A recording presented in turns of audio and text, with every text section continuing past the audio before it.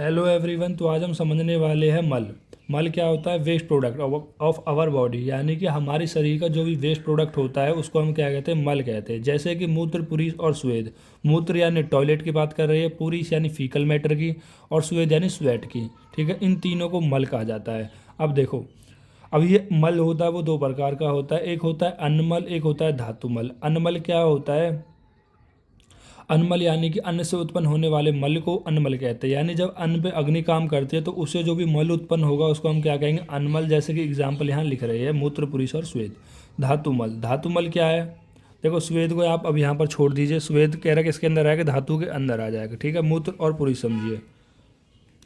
फिर धातुमल। अब धातुमल की हम बात करें तो धातु में कौन कौन से मल आते हैं? जो धातु से बनने वाले मल होते हैं। जैसे कि हमारी बॉडी में 7 धातुएं होती है तो 7 उनके मल होते हैं। ठीक। रस धातु, रक्त धातु, मांस धातु, मेद धातु, अस्थि धातु, उन सभी के मल होते हैं। अगर आपने नहीं देखा है तो मैं आपको यहाँ पर दिखा देता हूँ एक बार, क्योंकि मैं पहले वाली वीडियो में कई बार बता चुका हूँ। जैसे यहाँ पर ये हमारी 7 धातु लिख रही है और इन 7 धातु के मल लिख रही है। जैसे रस का मल क्या होता है? कफ होता है। रक्त का मल क्या होता है? पित्त होता है। मांस का मल खमल होता है। और अभी हमें इसको अच्छे से डिटेल में देखेंगे। बस आप इतना समझ लीजिए कि मल 2 प्रकार का होता है। अन्न से बनने वाले मल को अन्नमल कहते हैं और धातु से बनने वाले मल को धातुमल कहते हैं। जैसे कि मैं अगर समझाऊँ, अगर आपने धातु पोषण न्याय वाला देखा होगा मेरे लेक्चर पहले वाले, तो आपको समझ में आ जाएगा। नहीं तो फिर भी मैं आपको समझा देता हूँ कि जैसे कोई आहार है, इस आहार पे अगर जठराग्नि, भूरग्नि काम करते हैं तो आहार का 2 चीज़ में डिवीजन होता है। एक होता है हमारा सार भाग, एक होता है मल भाग। तो इस आहार का मल क्या होता है? वेस्ट प्रोडक्ट क्या होता है? मूत्र और पुरीस। क्या होता है? वेस्ट प्रोडक्ट, मूत्र और पुरीस। और सार भाग पे जब भी कोई रस अग्नि काम करेगी, रस अग्नि ही क्यों काम करती है? क्योंकि जो भी धातु बनती है उसी की अग्नि काम करती है, तो रस अग्नि यहाँ पर काम करेगी। तो यहाँ पर सार भाग का डिवीजन होता है, सार भाग और मल भाग। अब इस सार भाग और मल भाग, तो मल क्या बनेगा? कफ बनेगा।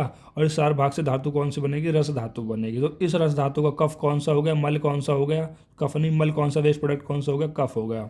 तो हर धातु का मल होता है, तो इसलिए कौन सा? धातु मल हो जाएगा। और इस आहार का भी मल हो जाता तो आहार मल हो गया। तो आई होप आपको समझ में आ गया होगा कि किस तरह से 2 प्रकार के मल में डिवीजन किया गया है। अब हम बात करते हैं निरुक्ति की, निरुक्ति की नहीं, परिचय की।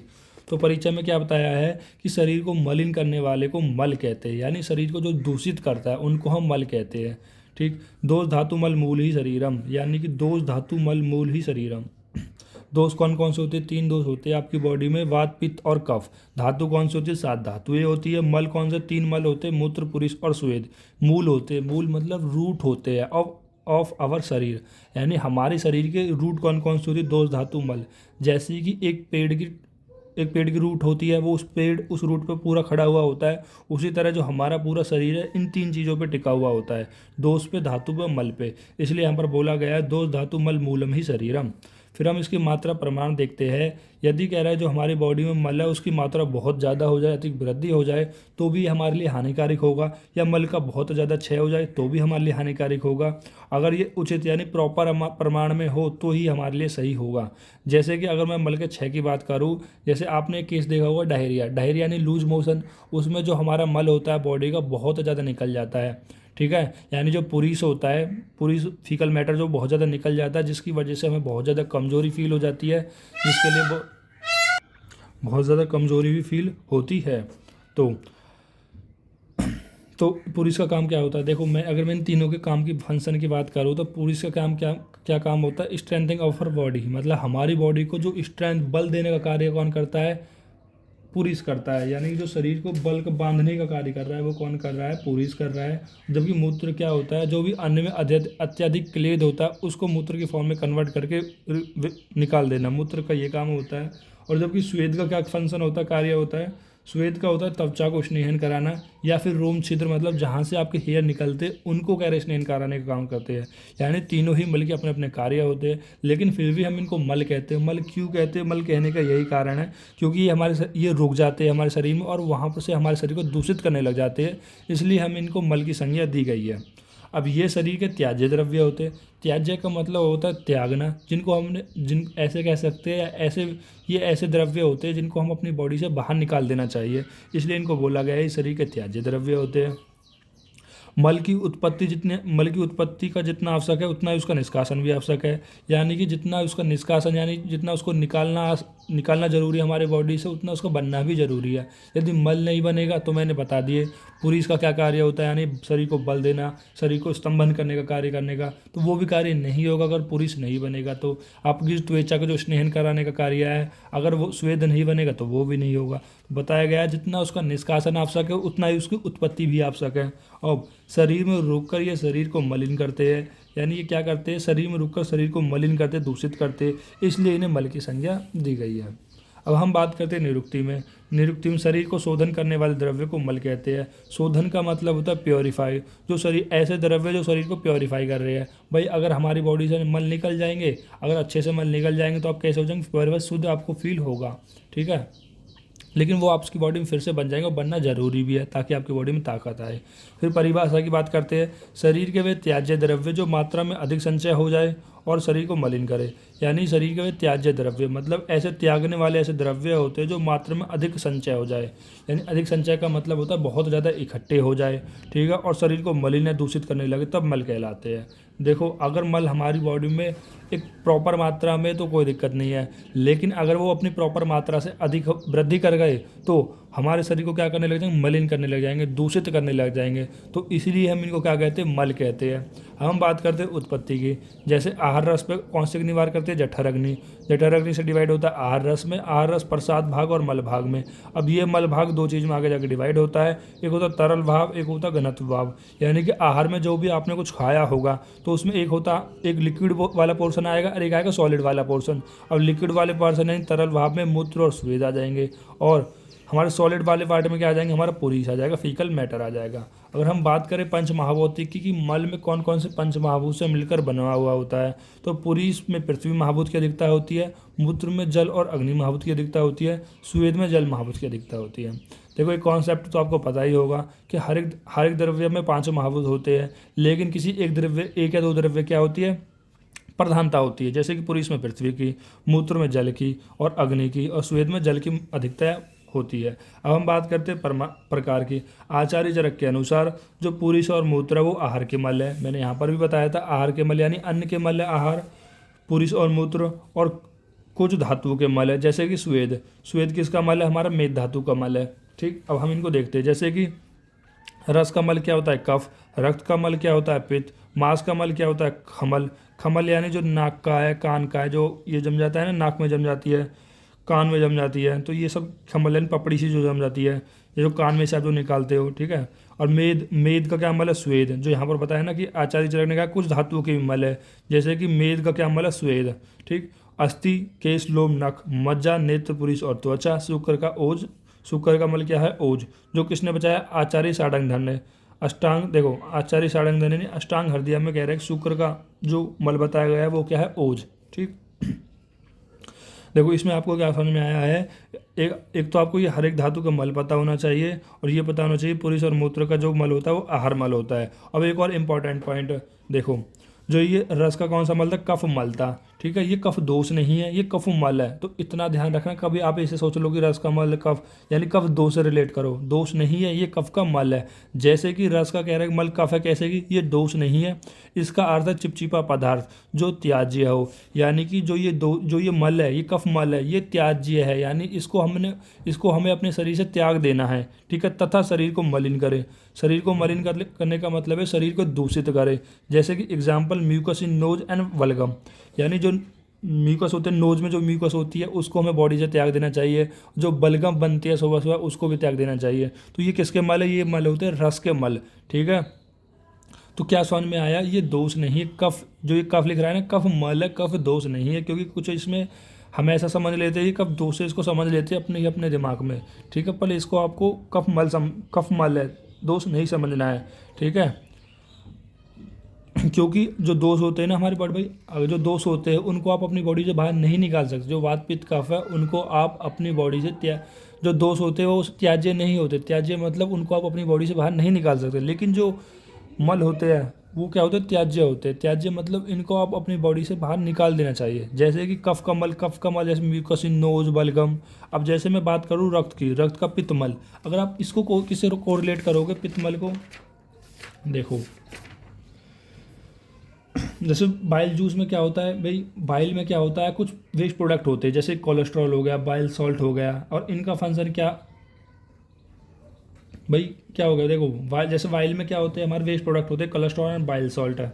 ठीक है, यही क्या हो जाते हैं हमारे यहाँ पर रक्त पित्तमल हो जाएंगे, पित्तमल हो जाएंगे। देखो, पित्त का मल क्या बताया गया है, पित्त का मल बताया गया है कि जो बाइल होता है उस बाइल में कोलेस्ट्रॉल और बाइल सॉल्ट्स होते हैं। ठीक है, जो कि वेस्ट प्रोडक्ट होते हैं, जो कि वेस्ट प्रोडक्ट होते हैं। ठीक, जिनको हम अपनी बॉडी से बाहर निकाल देते हैं, वही क्या हो जाते हैं, पित्त के मल हो जाते हैं। फिर हम बात करते हैं छह धातु का जो मल। देखो, आचार्य चरक और आचार्य सुश्रुत ने छह धातु का मल बताया है, लेकिन शुक्र धातु का मल नहीं बताया है। इनके अनुसार रस का मल होता है, रक्त का मल होता है, जैसे हम पर लिख भी रहा है, लेकिन शुक्र का मल नहीं होता। सर आपने जो शुक्र का मल ओज लिख रखा है, ये आचार्य चरक आचार्य सुश्रुत के अनुसार नहीं होता, वो होता है आपके अष्टांग हृदय। जो आपके अष्टांग हृदय यानी बागभट्ट ने जो लिखी थी, उनके अनुसार शुक्र का मल ओज होता है। और तीसरा पॉइंट ये कि आचार्य सारंगधर ने शुक्र का मल क्या माना है, युवान पीढ़ी का। युवान पीढ़ी का मतलब जो मुख पे फोड़े फुंसी निकलती है ना, तो उसको शुक्र का मल माना है। और एक और सारंगधर ने एक और पॉइंट बताया, जो स्वेद है, स्वेद को मल की उपधातु माना है, स्वेद को मल की उपधातु माना है, यानी कि मल की उपधातु होती है स्वेद। ठीक है, मल नहीं होता। आचार्य सारंगधर ने स्वेद को मल नहीं माना है, उपधातु माना है मल की। ठीक, इतना इंपॉर्टेंट नहीं है, इंपॉर्टेंट ये थे जो मैंने आपको रेड पेन में अच्छे से समझा दी है। देखो, मैं फिर से एक बार इसको समरी कर देता हूँ कि मल क्या होता है। जो भी आपकी बॉडी के वेस्ट प्रोडक्ट होते हैं, जिनको आपको अपनी बॉडी से बाहर निकाल देना चाहिए, उनको हम कहते हैं मल। अब ये मल मूत्रपुरीज और स्वेद, जैसे कि मूत्रपुरीज और स्वेद हो गए। अब ये दो प्रकार के होते हैं, अन्न मल, यानी कि अन्न से बनने वाले मल को अन्न मल, धातु से बनने वाले मल को धातु मल। परिचय बता दिया मैंने, ये शरीर को मलिन करते हैं। ठीक है, ये शरीर को क्या करते हैं, मलिन करते हैं, दूषित करते हैं। अब दोष धातु और मल मूलम ही शरीर हम आपने पढ़ा होगा। ठीक है, मतलब ये रूट होती है, जो मल होते हैं हमारे शरीर का रूट होते हैं। इनका एक उचित परिमाण में होना जरूरी है। ये शरीर के त्याज्य पदार्थ है, यानी इनको अपनी बॉडी से निकाल देना चाहिए। ठीक, और इसमें महाभूत मैंने बता दी कौन कौन से महाभूत हैं, और ये आपको जो पूरा का पूरा आपको बिल्कुल एग्जैक्ट याद होना चाहिए। ठीक है, तो अब हम बात करते हैं इसके सिम्टम ऑफ मल क्षय, यानी कि अगर आपकी बॉडी में मल का क्षय हो जाए, मल की कमी हो जाए, तो क्या होगा कि ड्यू टू द मल क्षय, यानी मल के क्षय होने की वजह से। ठीक है, जहाँ एक्सक्रीटिव पासेज ऑर्गन, यानी कि ऐसे पैसेज जहाँ से हमारा वेस्ट प्रोडक्ट होता है जो एक्सक्रीट होता है ड्यू टू मल क्षय, एक्सक्रीटिव ऑफ पैसेज ऑर्गन, मतलब जहाँ ऐसे ऑर्गन जो मल का क्षय करते हैं वो ड्राई हो जाएंगे, हल्के हो जाएंगे, खाली हो जाएंगे। ठीक है भाई, मान लो एनस है, एनस जो एनस है वो पूरा, वो जो मल का स्टोर करता है। रेक्टम हो गया, जैसे रेक्टम और एनस है। रेक्टम में क्या होता है, मल का स्टोरेज होता है।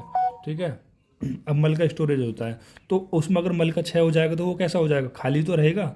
अगर वो खाली रहेगा तो वहाँ पर क्या आएगी, वहाँ पर वात की वृद्धि हो जाएगी। ठीक है भाई, जहाँ पर जो चीज़ खाली रहती है वहाँ पर वात की वृद्धि हो जाती है। जैसे कि अगर आप मान लो खाना नहीं खाओ, खाने नहीं खाए मतलब आपने खाना नहीं खाया, तो आपकी बॉडी में क्या होगा, वात की वृद्धि हो जाएगी, क्योंकि अमाशय खाली रहेगी तो उसमें वात की वृद्धि हो जाती है। तो ड्यू टू दिस वात दोष एक्यूमुलेटेड है, अब ये खाली रहेगा, सूखा रहेगा, तो उसकी वजह से जो वहाँ पर वात दोष एक्यूमुलेटेड हो जाएगा, और वात दोष के एक्यूमुलेट होने की वजह से जो एक्सक्रीटिव पैसेज है उसमें कुछ सिम्टम्स आएंगे, जैसे कि पेन, इचिंग, ईटीसी। वहाँ पर दर्द भी हो सकता है, इचिंग भी हो सकता है, नहीं जो रेक्टम वाला रीजन आपका कहीं ना कहीं उसमें पेन और इचिंग भी हो जाएगी। फिर हम बात करते हैं दूषित मल के लक्षण, यानी कि जो आपका मल है वो वाइटेड यानी दूषित हो गया है, तो उसके क्या लक्षण आएंगे। पहला है कि मल वाइटेड बाई दोष बिकम ड्राई, यदि मल को जो दूषित होगा दोष के द्वारा, यानी वात पित्त कफ के द्वारा जो भी होगा, ठीक, जैसे मान लो वात के द्वारा हो जाए या पित्त के द्वारा हो जाए, तो क्या हो जाएंगे, वो ड्राई हो जाएंगे। सच मल accumulated in the body due to dryness, और ऐसा मल क्या हो जाएगा, एक्यूमुलेट हो जाएगा हमारी बॉडी में ड्राइनेस की वजह से। जैसे मान लो कि अगर आपको आपकी मतलब जो रेक्टम में जो मल है वो दूषित हो गया वात दोष की वजह से, तो वात दोष की दूषित होने की वजह से वो जो मल है वो ड्राइनेस हो जाएगा, सूख जाएगा। सूखने की वजह से क्या हो जाएगा, वो कठोर हो जाएगा। अब वो कठोर हो जाएगा, टाइट हो जाएगा, तो वो एक्सक्रीट नहीं होगा। आपने कुछ ऐसे केस अगर नहीं देखे होंगे, ठीक है, आपने तो खैर क्या ही देखे होंगे, लेकिन कुछ केस में ऐसा होता है जो मल होता है वो बहुत ज़्यादा टाइट हो जाता है, स्टूल मतलब जो स्टूल होता है वो बहुत ज़्यादा टाइट हो जाता है, जिसकी वजह से वो एक्सक्रीट नहीं हो पाता। अगर एक्सक्रीट बहुत ज़्यादा फोर्सफुली करने की कोशिश करो तो रेक्टम वाला जो एनएस वाला एरिया है वो वहाँ पर बहुत ज़्यादा डैमेज हो जाता है। फिर हम बात करते हैं अति प्रवर्तक की। अति प्रवृत्ति यानी कि जो मल है वो उसका बहुत ज़्यादा एक्सेस फॉर्मेशन में निकलना। एग्जाम्पल डायरिया, लूज मोशन में भी तो यही होता है, जो आपका मल यानी कि जो आपका पुरीस होता है वो बहुत ज़्यादा निकलने लग जाता है। ये होते हैं दूषित मल के लक्षण। अगर मैं और वैसी बात करूँ, जैसे कि देखो महत्व और कर्म की मैं बात करूँ, अगर कुछ मैं इंपॉर्टेंट पॉइंट की बात करूँ तो आप इसमें ये भी ध्यान रख सकते हो कि जैसे पहला ये कि दोष धातु मल मूलम ही शरीरम, यानी कि दोष और धातु मल ये तीनों ही हमारे शरीर के रूट कहे गए हैं। ठीक है, मतलब मैं ये कहने का ये मतलब है कि आप इसमें ये वाला जो श्लोक है ना, दोष धातु मल मूलम ही शरीरम में इंपॉर्टेंट है, इसको ध्यान रख लेना। और तो इस चैप्टर में सब मैंने मल बता दिया है, तो अवश्य अगली वाली वीडियो में आएंगे मल, तीनों मल आएंगे।